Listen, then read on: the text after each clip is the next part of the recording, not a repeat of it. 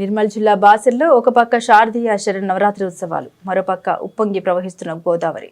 శ్రీ జ్ఞాన సరస్వతి అమ్మవారి ఆలయంలో శరన్నవరాత్రి ఉత్సవాలు 4వ రోజుకు చేరుకున్నాయి.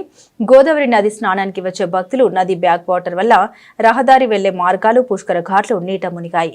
నెల రోజుల నుండి భారీ వర్షాలు కురవడం, దానికి తోడు మహారాష్ట్రలోని నాందేడ్, పర్భాని, ఔరంగాబాద్ జిల్లాలో కురుస్తున్న భారీ వర్షానికి గైక్వాడ్ ప్రాజెక్టు ఎగువ నుండి దిగువ ఉన్న గోదావరి నది శ్రీరామ్ సాగర్ ప్రాజెక్టులోకి భారీగా వరద నీరు వచ్చి ఉధృతంగా ప్రవహిస్తుంది. గంట గంటకు నీటి మట్టం పెరగడంతో లోతట్టు ప్రాంతాలు ఎక్కడ చూసినా వరద నీరు కనిపిస్తోంది. గోదావరి నది ప్రవాహం పెరగడంతో అధికారులు ముందు జాగ్రత్తగా ఎవరూ అటువైపు వెళ్లకుండా నది బ్యాక్ వాటర్ వల్ల రహదారులకు అడ్డుకట్టగా బారికేడ్లు ఏర్పాటు చేశారు. ఎప్పటికప్పుడు పోలీస్, రెవెన్యూ శాఖ ప్రజల్ని అప్రమత్తం చేస్తున్నారు. గోదావరి నది లోతట్టు ప్రాంత రైతులు, మండల పరిధిలోని పలు గ్రామాల ప్రజలు తమ అవసరాల కొరకే ప్రభుత్వ, ప్రైవేట్ కార్యాలయాలకు వచ్చేందుకు గత 16 రోజుల నుండి 5 గ్రామాలకు రాకపోకలు నిలిచిపోయాయి. ఇప్పటికైనా గోదావరమ్మ తల్లి శాంతించమ్మా అని గ్రామాల ప్రజలు అమ్మవారిని వేడుకుంటున్నారు.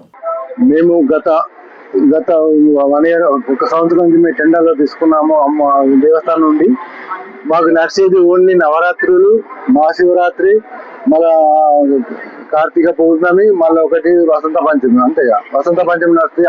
అదే టైం మాకు గత నెల రోజుల నుంచి మాకు రాకపోక మొత్తం బంద్ అయింది. గోదావరి బ్యాక్ వాటర్ వచ్చి ఆ రోడ్ పైన వచ్చుతా మాకు పబ్లిక్ ఏం వస్తలేదు. మా కొన్ని లక్షలు వెచ్చిచ్చి మేము టెండర్ పట్టుకున్నాము.